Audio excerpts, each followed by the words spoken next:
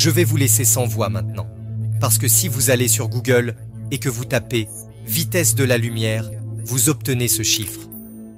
Regardez donc ce qui se passe lorsque vous placez ce nombre sur Google Earth.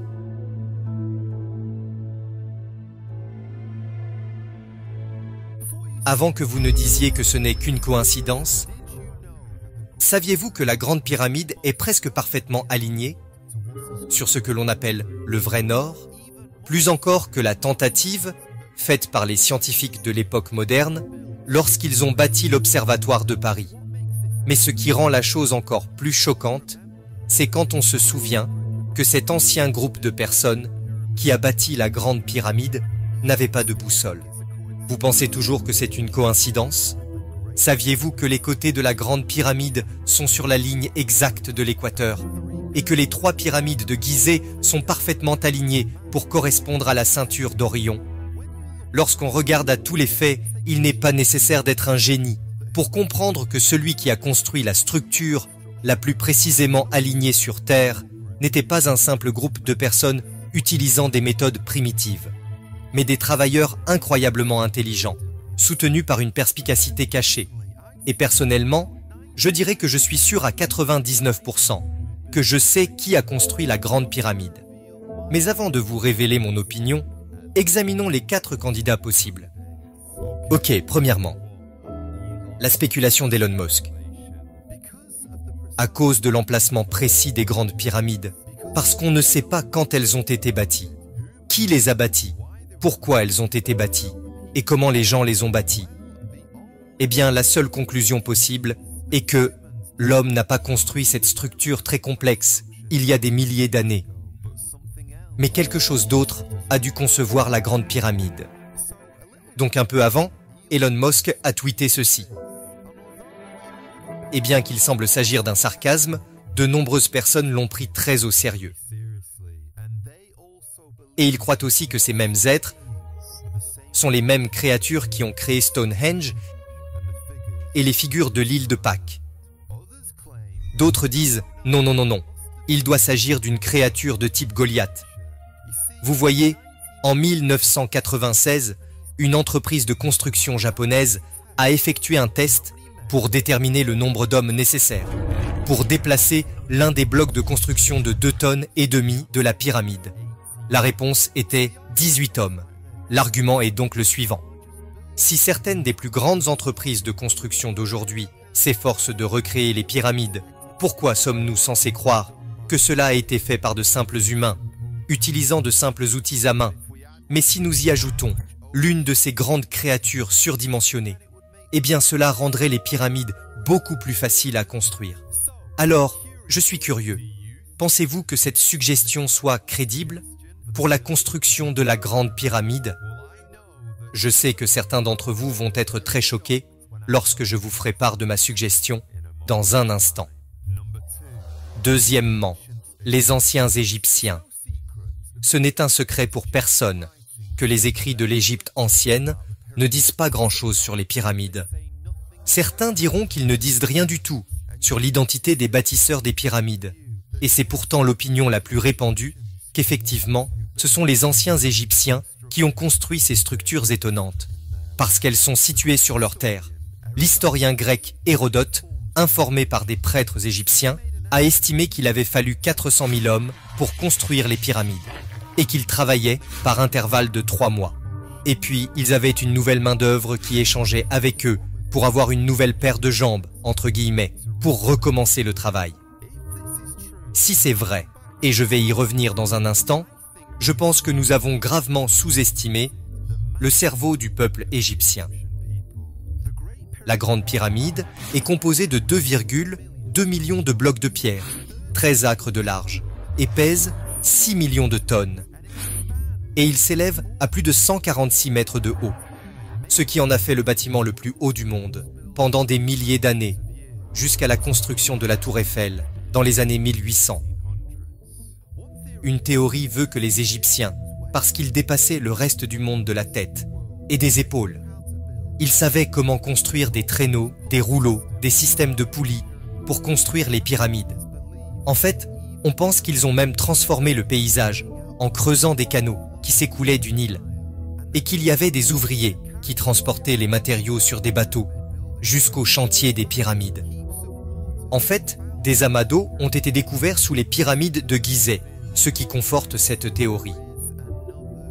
Mais il existe une autre théorie controversée sur la présence d'eau sous les pyramides que nous allons visiter très prochainement. Mais d'abord, je ne sais pas si je dois vous dire ceci ou non. La raison pour laquelle les gens doutent que les anciens Égyptiens aient construit les pyramides, c'est parce qu'on a prétendu que les pyramides étaient des tombes. C'était un endroit où les rois se rendaient, pour être en quelque sorte momifiés. Ils y étaient placés pour préparer leur esprit à la vie après la mort. Et pourtant, après les nombreuses fouilles qui ont eu lieu, après les nombreuses découvertes, après tous les arts muraux, tous les artefacts, il n'y a toujours pas de preuves.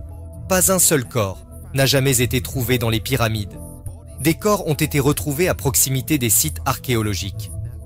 Mais on n'en a jamais trouvé à l'intérieur des pyramides. Maintenant, vous devez admettre que cela devient très excitant. Pensez-vous que les anciens Égyptiens sont ceux qui ont construit les pyramides? Eh bien, je vais vous donner ma réponse très rapidement. Mais d'abord, permettez-moi de vous présenter notre troisième candidat. Une ancienne civilisation perdue. Ok, je sais que cette théorie semble un peu tirée par les cheveux. Mais elle prend de plus en plus d'ampleur, notamment grâce à des personnalités comme Joe Rogan et Graham Hancock, utilisant uniquement l'effet de levier et l'avantage mécanique. De penser que quelqu'un à l'époque pouvait faire quelque chose qui nous rendrait perplexes aujourd'hui, avec nos machines modernes, ce n'est pas simple. Et j'ai vu certaines des explications conventionnelles de la construction de la pyramide. Et elle néglige commodément ses chambres, au-dessus de la chambre du roi. Il néglige commodément beaucoup de ces pierres massives. Oui, c'est vrai.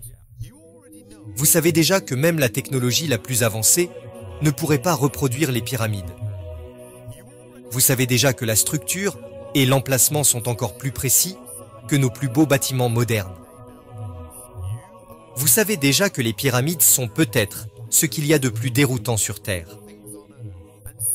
Et donc, quand nous regardons toutes les dimensions, tous les alignements, nous ne pouvons pas simplement dire qu'il s'agit d'une pure coïncidence. C'est pourquoi, lorsque nous additionnons tous ces éléments, il n'est pas complètement farfelu de croire que nous avons affaire à une sorte de civilisation perdue, qui exploitait une technologie perdue. Mais bien sûr, seules les personnes ayant un quotient intellectuel incroyablement bas y croient, n'est-ce pas? Bien. Avez-vous entendu parler de ce type auparavant? Nikola Tesla, l'homme responsable de 80% de la technologie que nous utilisons aujourd'hui, y compris les rayons X, le radar, le laser et la radio. Tesla pensait que la Terre était un générateur électrique géant et que nous pouvions utiliser la planète avec ses pôles pour conduire l'électricité sans fil. Vous pensiez probablement que l'électricité sans fil est une nouvelle technologie. Mais déjà en 1893, lors de l'exposition universelle, il a choqué tout le monde en tenant une ampoule isolée dans sa main. Et il l'a allumée naturellement en utilisant l'électricité gratuite qui circule sur la Terre. Prenez donc tout cela en compte.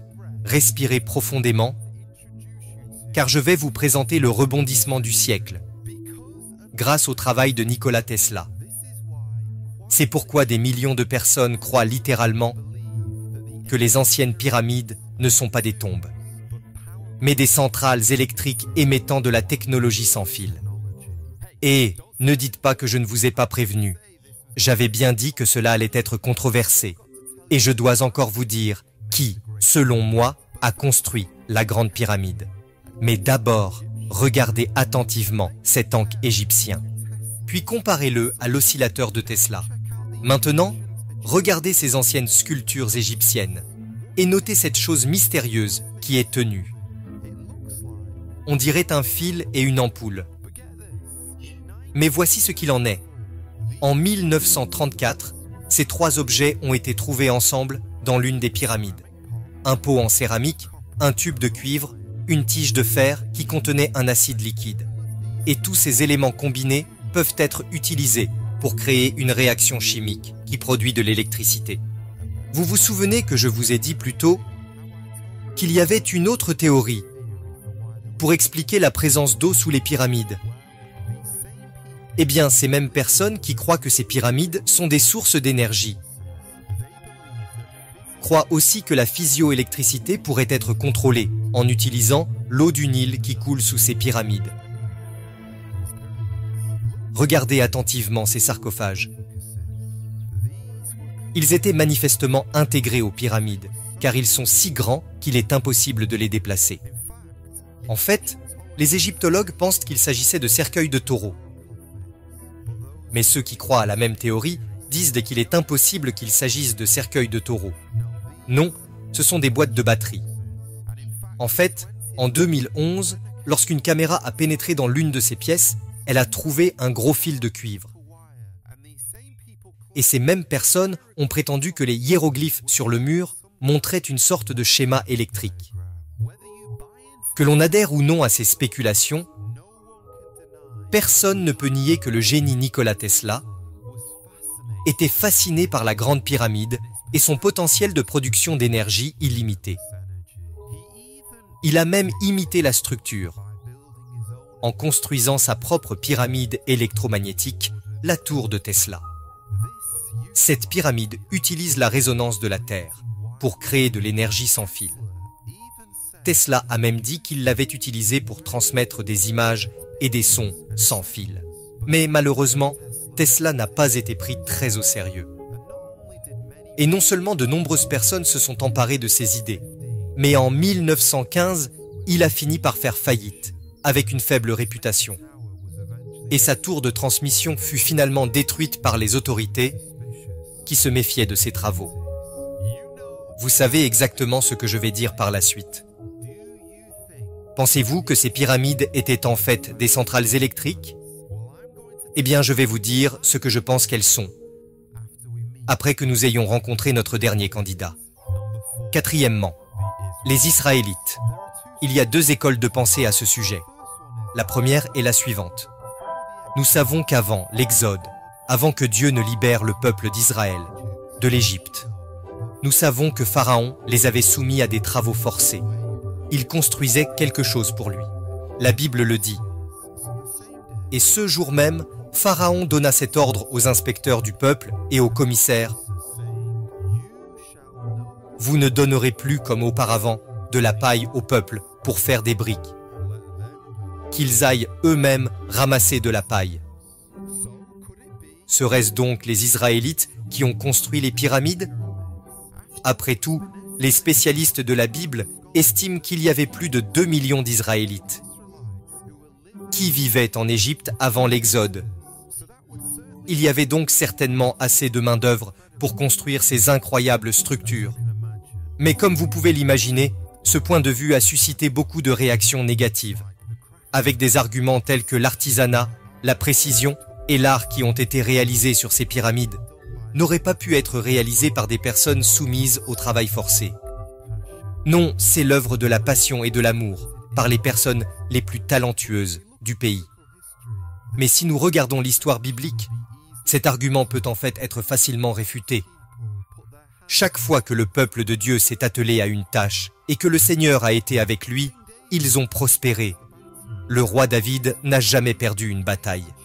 Daniel et ses amis sont devenus les meilleurs du pays lorsqu'ils étaient en captivité.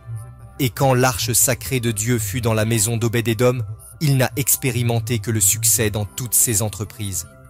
Donc si le peuple de Dieu a vraiment construit les pyramides, je crois personnellement que vous vous attendiez à ne voir rien d'autre que le plus haut niveau d'excellence. Cependant, la véritable raison pour laquelle de nombreuses personnes, y compris des érudits chrétiens, n'accordent pas d'importance aux Israélites comme étant les bâtisseurs des pyramides, c'est parce que les dates sont complètement différentes.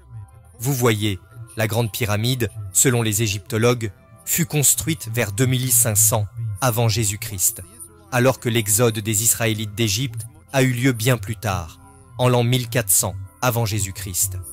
Mais encore une fois, je dirais que cela ne change pas la donne non plus.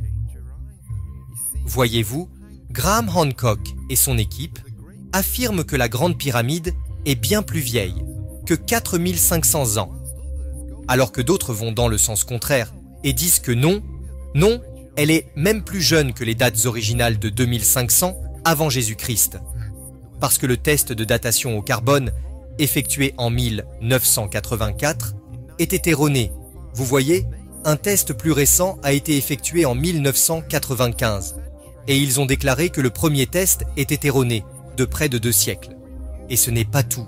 Les Égyptiens étaient connus pour la réutilisation de leurs ressources. Donc, le bois et les autres ressources testées pourraient être bien plus anciens que la pyramide elle-même. La deuxième école de pensée est que c'est l'Israélite Joseph de la Bible qui a orchestré la construction de ces pyramides. Et c'est là que le politicien américain Ben Carson a été abondamment moqué pour avoir tenu ce genre de propos. Joseph built the pyramids in order to store grain. You know, it would have to be something awfully big. You stop and think about it. I don't think it would just disappear over the course of time to store that much grain. Okay, so as I pointed out, Maeve, that was 1998, but he was asked about this recently. It's still my belief, yes.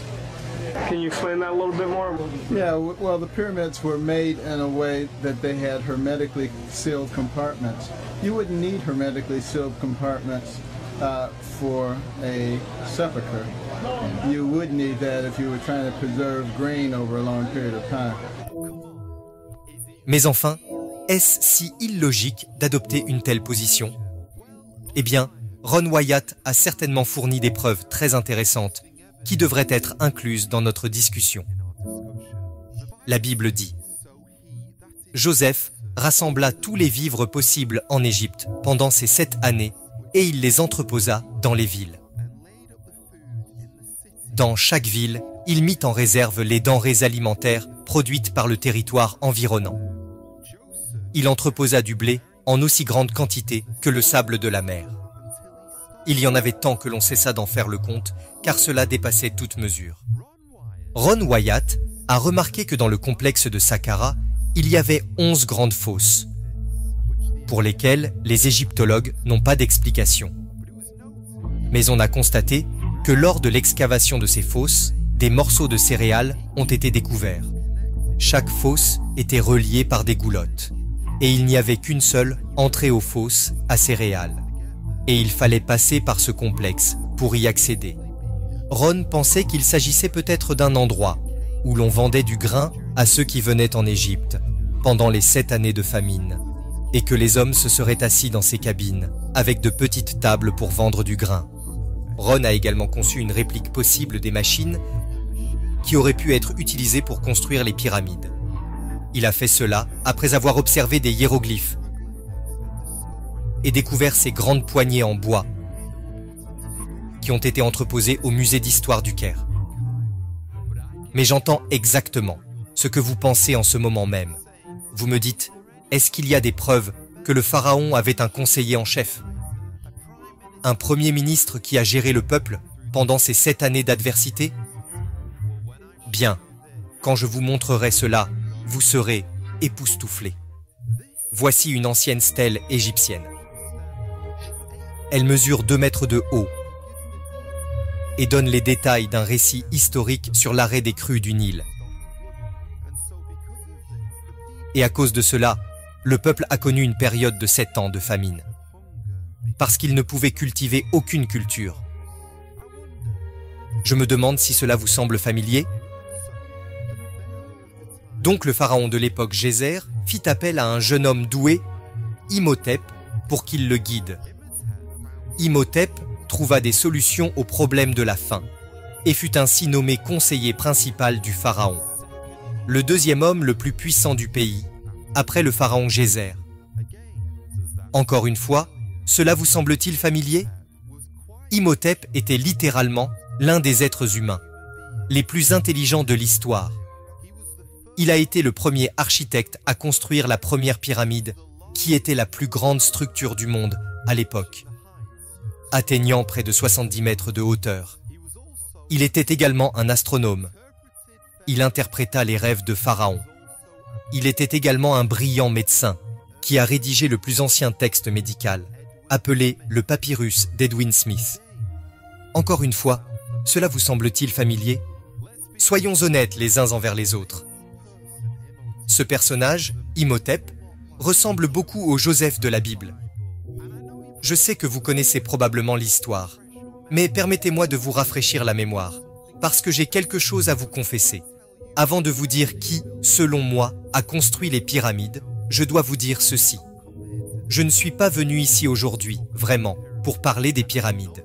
Et je ne suis même pas venu vous parler de ce personnage biblique qu'est Joseph. Je suis venu vous parler de quelqu'un d'autre, bien plus important que tout cela mis ensemble.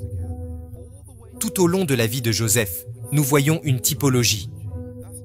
C'est juste un mot fantaisiste pour dire que nous voyons une image de Jésus-Christ. Joseph était aimé de son père Jacob. Il aimait tellement son fils qu'il lui a donné ce fameux manteau aux multiples couleurs. Et de même, nous savons que Dieu a aimé son Fils unique, Jésus. C'est de lui que Dieu a dit, « Celui-ci est mon Fils, en qui j'ai mis toute mon affection. » Les frères de Joseph appartenaient aux tribus d'Israël. Ils devinrent jaloux de Joseph et cherchèrent à le faire mourir. Tout comme les tribus d'Israël, qui furent jalouses de Jésus et l'ont fait mourir sur une croix.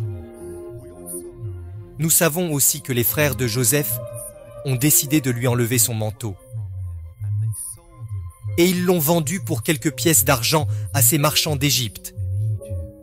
Et de même le Seigneur Jésus-Christ, avant d'être mis en croix, on lui ôta son manteau, et il se tint là, nu, devant tous les hommes.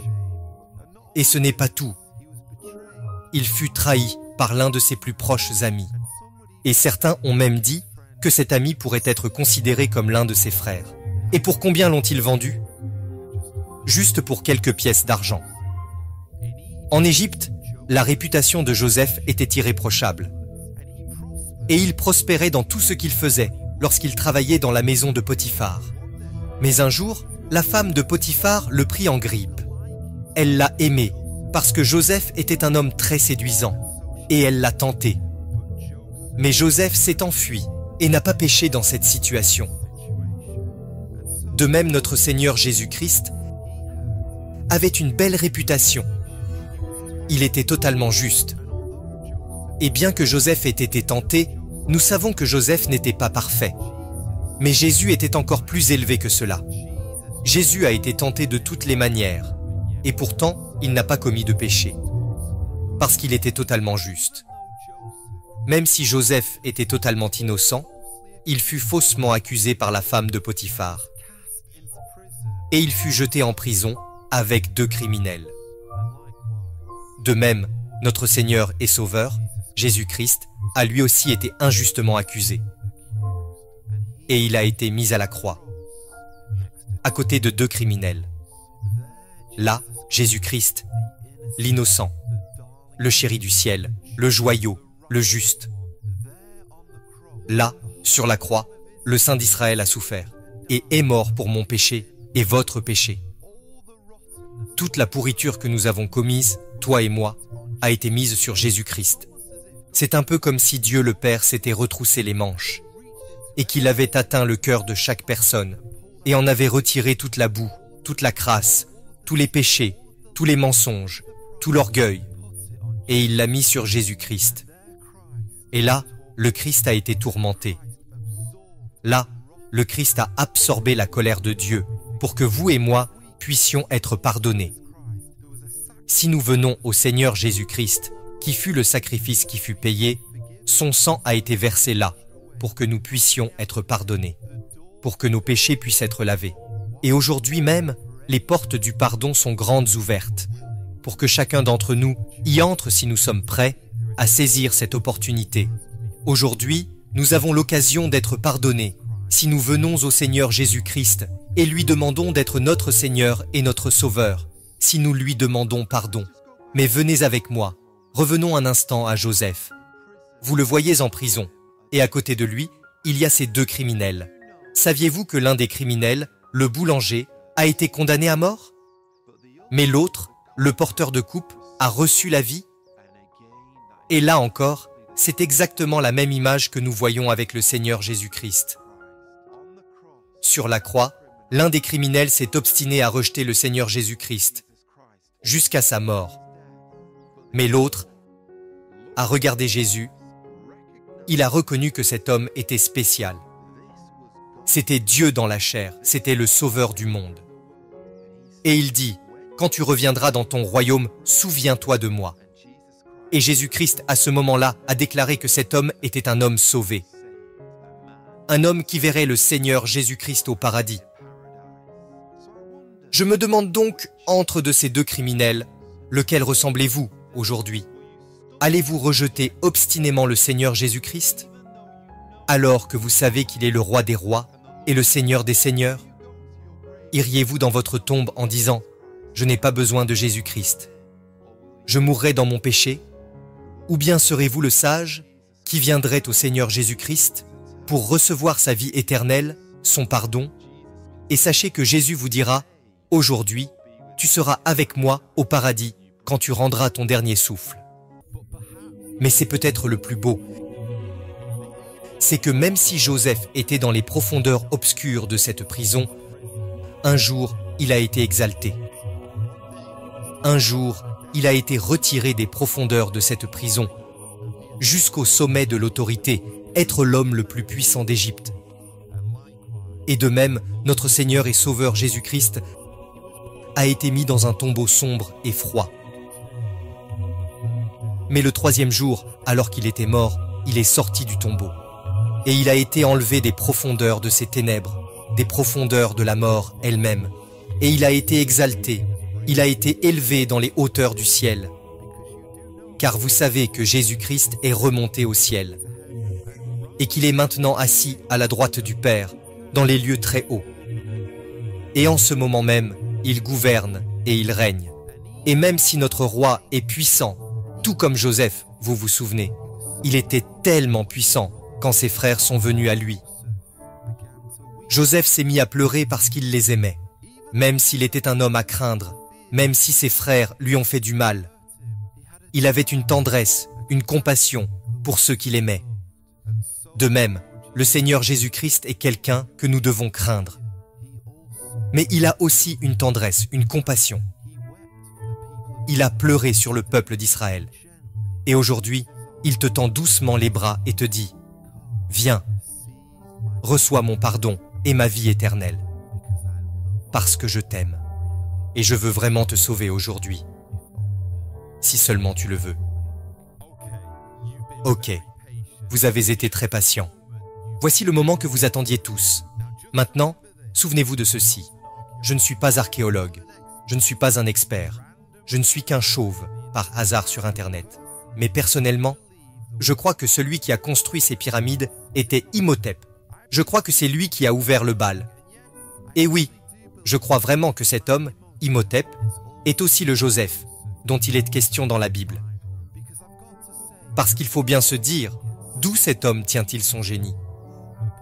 Eh bien, personnellement, je pense que c'est le Seigneur Dieu qui lui a donné cet esprit, qui lui a donné ce cerveau pour concevoir des structures aussi fantastiques. Et je sais que cela peut vous paraître étrange, à vous les sceptiques. Mais s'il vous plaît, ne dites jamais qu'il n'y a pas de preuves pour la Bible, parce que voici une vidéo pleine d'archéologie biblique.